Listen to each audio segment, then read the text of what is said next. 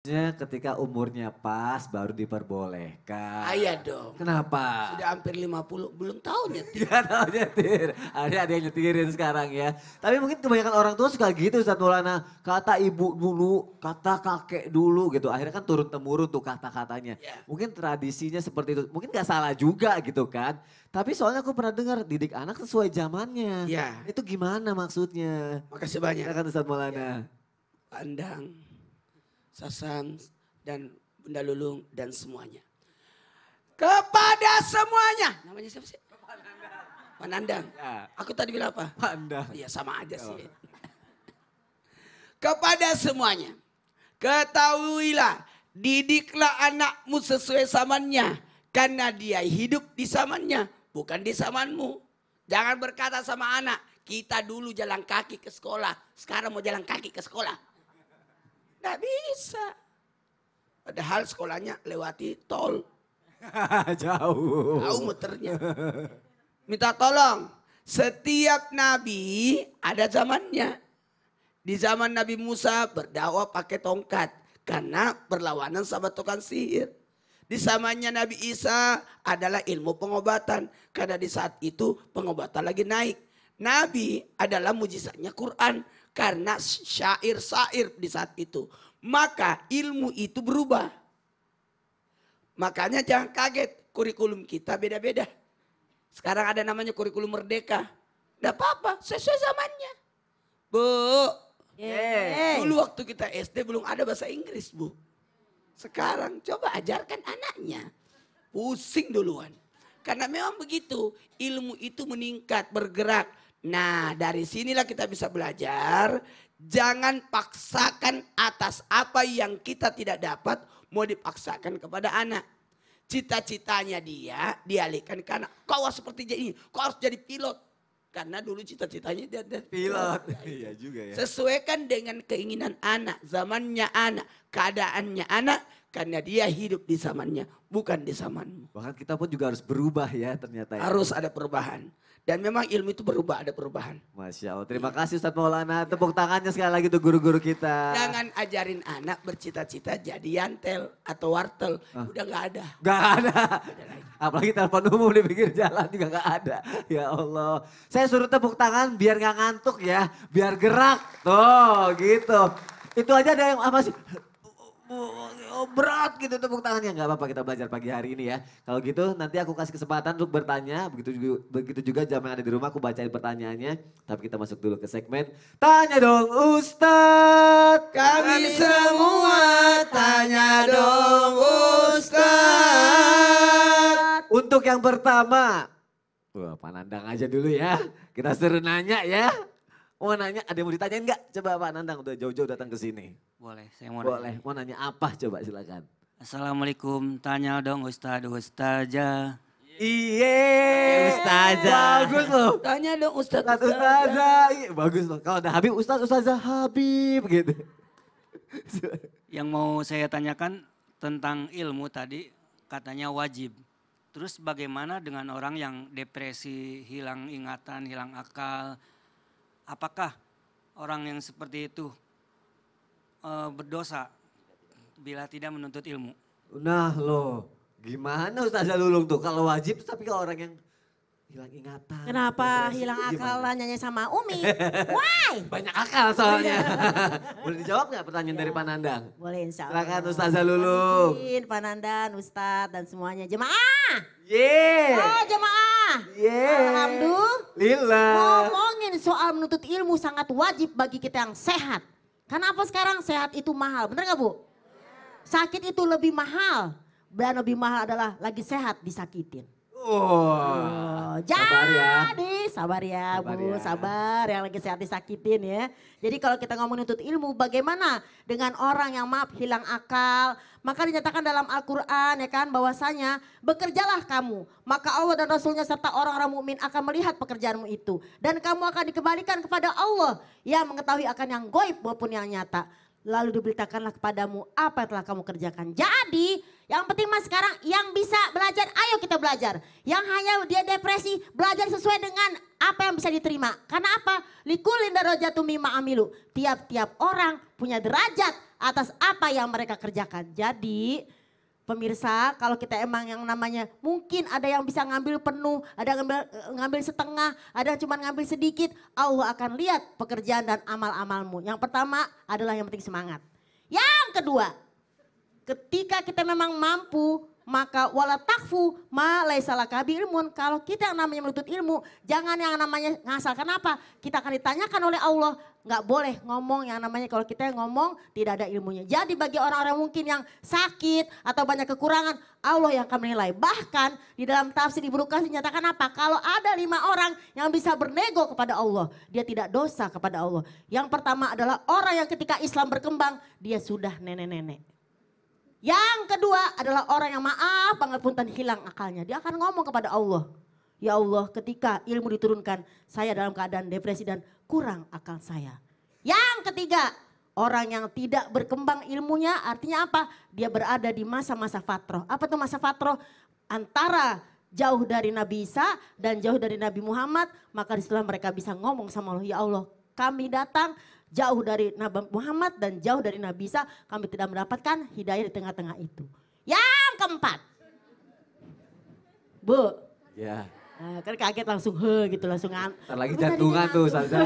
Iya. Yang keempat apa nih? Di sini adalah orang-orang yang ketika dia tidak masuk ilmu ke dalam daerahnya atau ketika dia tinggalnya jauh mungkin di pedalaman. Yang kelima emang orang-orang yang tidak bisa atau orang-orang yang tadi dinyatakan hilang akal. Jadi kalau kita ngomongin gimana kok di depresi, dosa enggak? Ya enggak dong. Kenapa? Allah angkat rufi al-qalam an salasah. Allah angkat pena nggak ditulis jadi dosa. Kalau pertama dia tidak tahu. Atau nggak sampai ilmu kepadanya. Nah kalau ibu-ibu dari Bandung kemari. Ya. Dari Palembang ke sini. Tepuk tangan dong. Tepuk tangan, jauh loh. Jauh. Kalau ini dia yang datengin ilmu. Alhamdulillah. Dan semoga yang sakit disehat. Disehatkan. Karena kalau lagi sehat disakitin lebih Aduh, nauzubillahi zalik. Gimana Pak Nandang dengan jawaban Ustazah Lulung? Sudah puas dengan jawabannya? Alhamdulillah puas. Alhamdulillah. Jadi gimana, masih ada yang mau ditanyain gak? Masih ada sih, saya jauh-jauh dari Karawang mau banyak pertanyaan nih. Asik. Kalau gitu goyang Karawang dulu dong. Gak usah. Karena pertanyaan itu adalah pintunya ilmu. Oh iya. Kalau gitu silakan dibuka pintunya.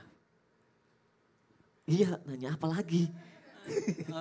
Pertanyaan yang selanjutnya, bagaimana sih cara seorang umat muslim mengamalkan atau mempelajari ilmu duniawi, agama, dan cara menyeimbangkannya dalam perspektif Islam? Oh, Terima kasih. Pas masuk pintu ketemu Ustadz Maulana. Dijawab sama Ustadz Maulana. Ya gini, cara menyeimbangkan. Ustazah Lulung udah ngagetin, Ustadz Maulana ngagetin. Semua datang jantungan nanti Ustadz. Ya Allah. Cara menyeimbangkan antara ilmu dunia dan ilmu akhirat. Ada 5 cara. Yang pertama supaya seimbang, dengerin.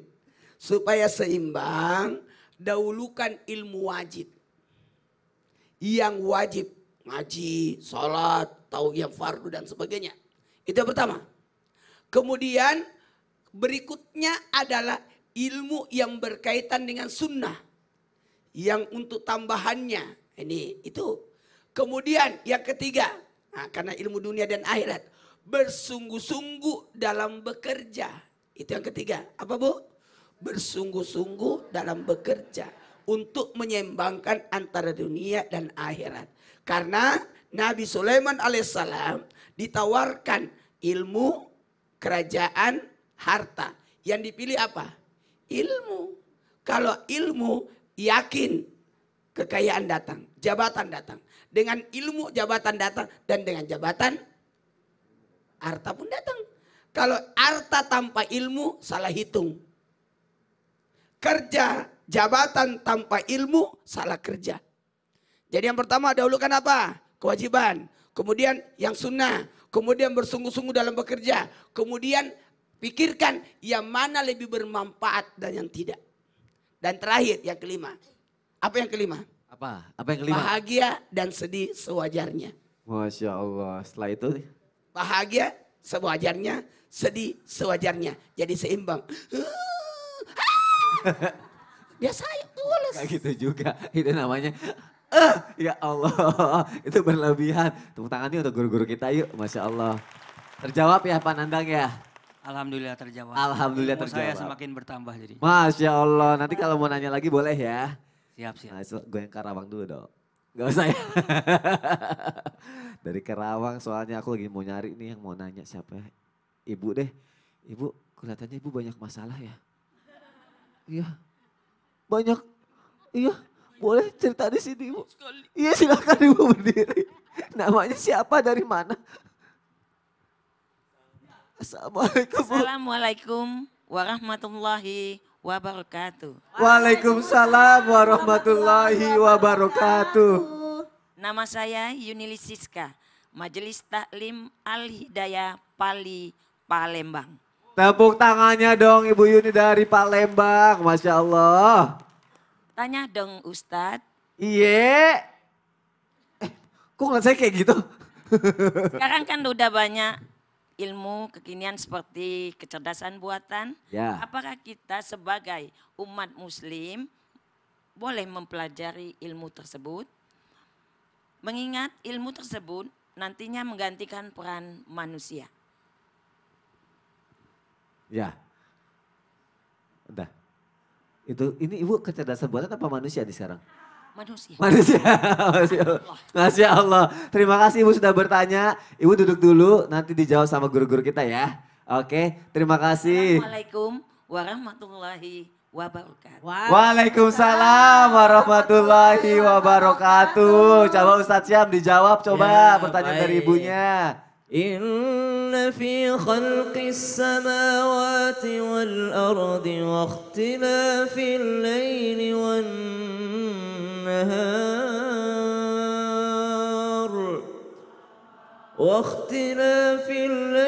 والنهار لآيات لأولي الألباب الذين يذكرون الله قياما وقعودا وعلى جنوبهم ويتفكرون في خلق السماوات والأرض ربنا ما خلقت هذا باطلا سبحانك فقنا عذاب النار. Ilmu pun berkembang. Ada ilmu yang ternyata diprediksi akan mengurangi kapasitas manusia karena dia adalah kecerdasan buatan. Maka apakah ilmu yang seperti itu boleh dipelajari? Karena sesungguhnya mendapatkan ilmu kita juga butuh perangkat yang lain, Bu.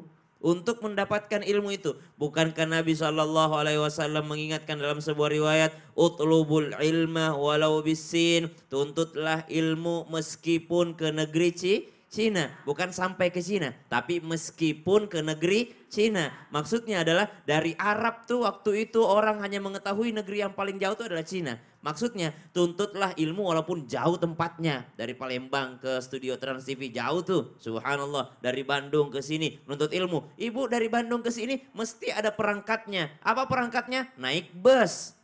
Ban busnya enggak pecah, itu hidayah dari Allah. Ban busnya bisa berputar dengan baik, itu adalah hidayah dari Allah. Pesawatnya lancar menuju ke sini, hidayah dari Allah. Maka mendapatkan ilmu pengetahuan butuh perangkat. Salah satu perangkatnya adalah teknologi yang sedang dikembangkan sampai sekarang. Jadi bolehkah seseorang mempelajari, mendalami ilmu tentang teknologi? Dalam Islam bahasa fikihnya itu adalah fardu kifayah. Apa itu? Sebahagian orang mesti mengambil ilmu tersebut. Setelah mengambil ilmunya, lihat lagi. Apa dasar dia mempelajari ilmu ini? Kalau dasarnya akidahnya benar karena Allah, untuk Allah, lillahi ta'ala, maka silahkan.